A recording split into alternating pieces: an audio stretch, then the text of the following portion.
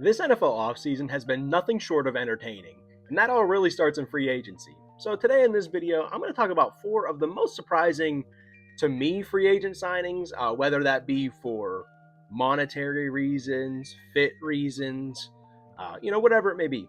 Most of these are going to be monetary reasons. But these guys got bags from different teams, and it was pretty exciting. And player movement is really always a good thing for the league, unless you're one of these teams that these guys left. But without further ado, let's get into the 4 most surprising free agent signings from this 2026 NFL offseason. And let's just start with the big elephant in the room himself, Tyler Linderbaum going to the Las Vegas Raiders. $81 million, $60 million guaranteed. And let's just talk about it. That's a ton of money. That's a ton of money for a center, right? He's getting paid basically tackle money to play center. So that really depends on how you value each position of the offensive line. But typically the tackles get the most money, and them inside guys will kind of figure you out. But this is definitely that market reset. I mean, the Ravens actually talked about it before, we were heading into free agency. They offered Linderbaum a market resetting type of deal. Linderbaum said, "Hold my beer. I'm going to go see what I can still get." And the Raiders called and, offered him a boatload of money. But obviously the Raiders value the center position here. And I think pairing him with Fernando Mendoza, presumably the number 1 overall pick. I'm recording this today on March 17th. So draft hasn't happened yet, but presumably, they're going to take Mendoza number 1. And pairing a veteran center like Linderbaum, going to be able to help him with all the calls, all the checks, everything like that. Going to be able to walk right in and help this young quarterback, at least with that part of the game, go smoothly. He's not walking into, an AFC contender with a ton of great players, and he still has Ashton Genty. He's going to come back and he's going to play for the Raiders this year. But there isn't just a ton of these guys, top tier A1 type of guys on this team for Fernando Mendoza to throw the ball to, hand the ball to, do something cool with the ball. There's not a lot of those guys in Las Vegas this year. So giving this young quarterback at least one pillar to lean on, and that being the guy that snaps in the ball, I don't think is a bad idea. And the Raiders got the money to spend, so go get it on a guy is going to be able to step in and do his thing. And also on Linderbaum, Colton Miller last year only played in 4 games. Jackson Powers-Johnson is just uncertain as a player all around. Drafted him to be the center, I do believe. Obviously, he's a guard now. So, JPJ uncertainty, we'll call it, just on all fronts there. Tyler kind of gives them a nice floor to their offensive line. Kind of the same thing with Mendoza having that pillar. The offensive line having that pillar of Tyler Linderbaum in the middle, I think is just an overall good thing for the Las Vegas Raiders franchise, even though they paid him a ton of money. Jalen Phillips is the next guy we're going to be talking about here, going to Carolina. 4 years, $120 million for him. Again, $60 million guaranteed. This was just a surprising contract from the front of an injury risk here. I mean, $60 million isn't, that's a ton of money to guarantee to somebody, especially with the injury risk, of Jalen Phillips here. This is a guy that medically retired in school, in college here. He medically retired. He didn't think he was going to play football again. Obviously, he comes back, gets drafted to, Miami takes him in the draft there, and has still an injury-riddled career, unfortunately, for Jalen Phillips. But in the times that he is on the field, he looks like a tank, man. He looks like a beast.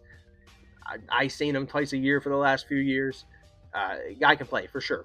But that injury risk element overall is certainly what made this a more surprising deal. But Carolina, again, a team that was, on the rise, up and coming, I certainly don't have any issue with them making this type of deal. And obviously for Carolina here, pairing him with Derrick Brown is just good. That's a good thing, right? Getting Derrick Brown, just another guy, some more help there. Certainly the best edge rusher type of guy here since Brian Burns, for sure. So Jalen Phillips stepping into that role, assuming he can, like we said, we talked about the injury stuff, assuming he can stay healthy, him and Derrick Brown are going to be a nasty, assuming Derrick Brown can stay healthy, they're going to be a nasty pairing for sure on that Panthers D line. And for Jalen Phillips, man, just good for Buddy to cash in. Just good for Jalen Phillips to cash in. Seems like a relatively good dude. Good for him to cash in, man. Medically retired from football at one point to turning a $120 million deal. Good for you, man. We will go to Alec Pierce next. He stays at Indy for 4 years, $114 million, another $60 million guaranteed.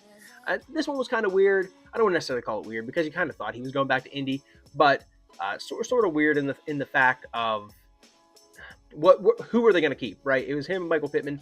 Michael Pittman got a bad back, so they decided, hey man, we're going to keep the probably younger, well not probably younger, probably better player with less injury risk, and hope that we can, expand on that. He's a 50 catch guy now. Maybe we can expand that to 60, 70, 80 catches a year for a guy like this. Super great deep threat, maybe the best deep threat in the league here. Alec Pierce, great for Indy to keep that kind of guy around, obviously. And these receivers are getting paid, man. So they are paying theirs, basically keeping them around. Good for Daniel Jones here to, keep probably his best weapon around. He has some other guys, Josh Downs, Johnny Taylor, Tyler Warren, obviously some other really good players as well in the offense. But in terms of just a pass catcher, maybe you say Warren too.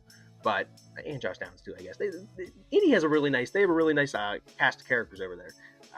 No wonder Danny Dimes was looking pretty good in the beginning of the year. But assuming Daniel Jones does bounce back from the Achilles, fairly quick, which I don't know how much you can count on that, but guys have done it. Come back and play at least fairly well. Obviously, they are giving him a lot of tools to go on ahead and go about this here, and build upon that first half of the year. First, 3/4 of the year, but first probably half of the year. Indianapolis was literally the 1 seed. They were like 8-1, 8-0, whatever they were. Had a great beginning to start the year. Danny Dimes was like an MVP favorite. Getting back, maybe not to all of that, but getting back some semblance of that. That Daniel Jones with these weapons, at least you're giving him a chance with these weapons. So definitely all for Alec Pierce going back to Indy, but just a little bit surprising in there were some other receiver needy teams, and maybe they made a play for him. But stays in Indy. Overall, good move for the Colts. And the last guy we're going to talk about here is Mr. Trey Hendrickson himself. 4 years, $112 million, $60 million guaranteed for him. Finally gets the payday he's been searching for the past 2 years in Cincinnati, and they just never gave him the deal. The Brown family, they really don't like shelling out dollar bills. So Trey Hendrickson has to go to Baltimore to go get his $60 million guaranteed. And obviously this is a weird one because of the Max thing, man. It's because of the Max thing. I really don't want to hash it out now. Max Crosby gets traded for 2 first-round picks, as I'm starting to hash it out, right? But obviously Crosby gets traded for the picks. Baltimore backs out of the deal. They say they want to pair. The idea was to pair Max and Trey Hendrickson together. Obviously, that was never going to happen. Eric DaCosta lied to every single one of your faces. That's what happened there. They were never going to pair Trey Hendrickson and Max, right? We're all there. But the Max thing happens. They have some instant buyer's remorse, fall into the Trey Hendrickson thing. Maybe they thought they couldn't get him. So they did the Max thing, and then, they were like, oh, maybe we can't get Trey Hendrickson. So then they did that instead of trading the 2 first-round picks. Whatever it may be, just a weird overall situation. It's just a surprising situation, I would say, overall. Baltimore never pays edge rushers in the beginning, but, just to begin with, right? Oweh's not there. Was a guy they drafted. No longer, there's this long running. Baltimore they just don't sign it. They just don't play, or they don't play edge rushers. They don't sign edge rushers to big money long-term deals, right? They're more of this, hey man, we're going to have a few of our guys in development maybe, and we're going to bring in a few mercenaries for a year or two, and they can help us contribute. So signing Trey to this, little bit longer term deal here, giving him that guaranteed money he's been looking for, just a little bit surprising from a little bit of all fronts. On this Trey Hendrickson thing here. And Baltimore was obviously searching and yearning for that top type of guy. They traded for Max Crosby. The Baltimore Ravens agreed to trade for Max Crosby. They wanted a top guy.